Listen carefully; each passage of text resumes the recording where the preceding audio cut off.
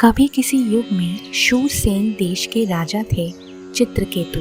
एक ऐसे राजा जिनके पास सब कुछ था, वैभव, यौवन, 1 करोड़ रानियां और अपार राज्य। परंतु उस वैभव के बीच एक गहरी रिक्तता थी, संतान की लालसा।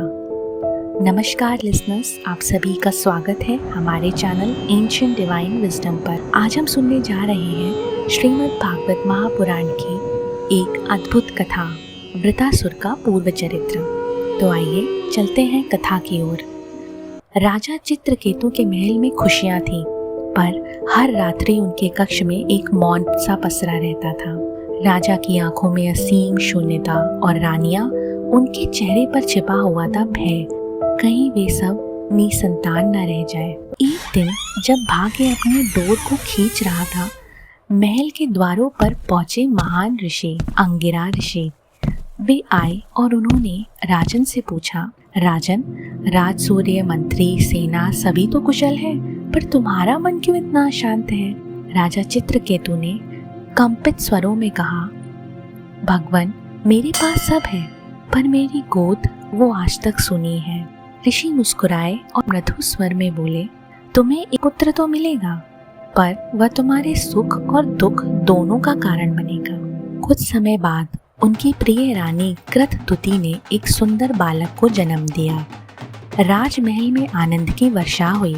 चित्रकेतु का हृदय अब पूर्ण हो गया था, किंतु नियति मुस्कुराई, क्योंकि उस आनंद के पीछे छिपा था विनाश। जिन 1 करोड़ रानियों की गोद सोनी रह गई थी, उनके हृदय में प्रसन्नता नहीं थी, अपितु जलन थी। वह पुत्र जो राजा का सुख था, दूसरी रानियों के लिए उनके अस्तित्व पर प्रहार था। रात गहराई और विष का प्याला उठा। अगली सुबह महल में मृत्यु का मौन छा गया। मातृत्व का विलाप होने लगा। रानी कृतदुति अपने शिशु की निष्प्राण देह को गोद में लेकर विलाप करने लगी। अरे विधाता, तू इतना निर्दयी क्यों है? जहाँ बूढ़े जीते हैं वहाँ बच्चे क्यों मरते हैं? हाय मेरे लल्ला, अब तू मेरी गोद में कैसे खेलेगा?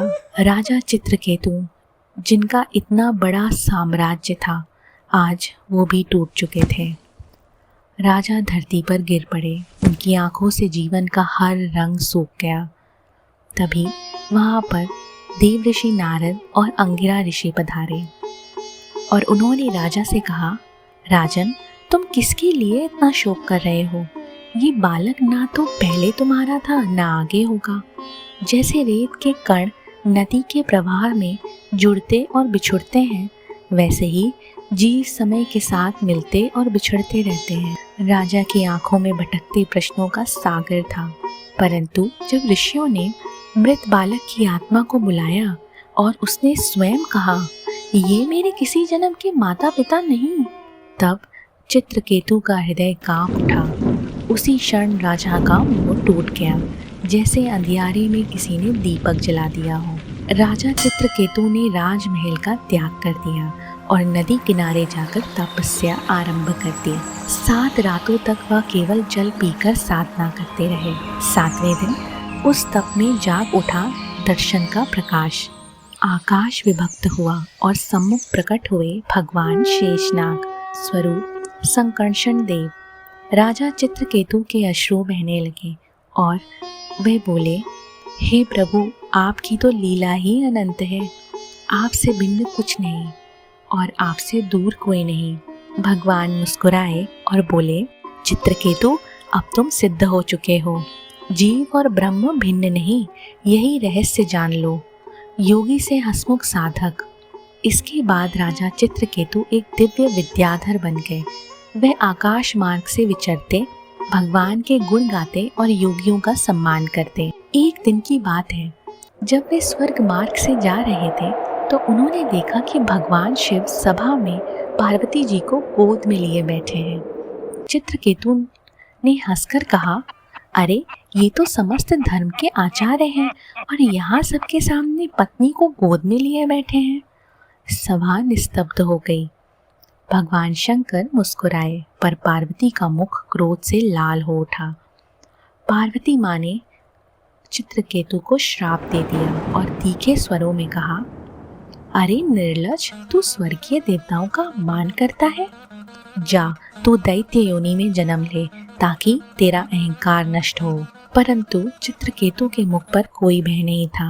वह शांत भाव से बोले, माते, मैं आपके श्राप को प्रसन्नता से स्वीकार करता हूँ, क्योंकि सृष्टि में जो प्राप्त होता है वही ईश्वर की इच्छा होती है।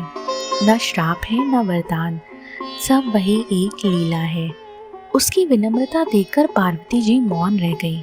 भगवान शिव मुस्कुराए और बोले, देवी देखो, यही है भगवान के भक्त का स्वरूप, जो दुख और सुख दोनों को समान रूप से स्वीकार करता है। यही चित्रकेतु पार्वती जी के श्राप से दानव योनि में जन्म लेकर बने वृतासुर। जन्म बदल गया, परंतु भक्ति नहीं। युद्ध भूमि में भी जब देवराज इंद्र से उनका संघर्ष हुआ, तब वृतासुर ने भगवान की शरण ली। वह दैत्य था, पर अंदर से ब्रह्मज्ञानी और एक सच्चा भक्त था। चित्रकेतु से वृतासुर तक की ये कथा हमें सिखाती है कि ईश्वर का भक्त कभी नष्ट नहीं होता। उसका शरीर बदल सकता है, उसका रूप मिट सकता है, पर उसकी भक्ति, उसकी श्रद्धा और उसका ज्ञान अमर होता है। यहाँ पर हमारी ये कथा, जो शोक से लेकर वैराग्य तक की यात्रा थी, समाप्त होती है। अगर आपको ये कथा पसंद आई हो तो हमारे इस वीडियो को लाइक कीजिए, चैनल को सब्सक्राइब कीजिए और अपने परिवार और मित्रजनों के साथ शेयर कीजिए। बेल आइकन ज़रूर दबाइए ताकि अगली कथा आप तक सबसे पहले पहुंचे। अब हम आपसे मिलेंगे एक नई कथा के साथ अपने अगले वीडियो में। तब तक स्मरण रहे, भक्ति वही है जो सुख में विनम्र और दुख में स्थिर रहती है। धन्यवाद। जय श्री हरि।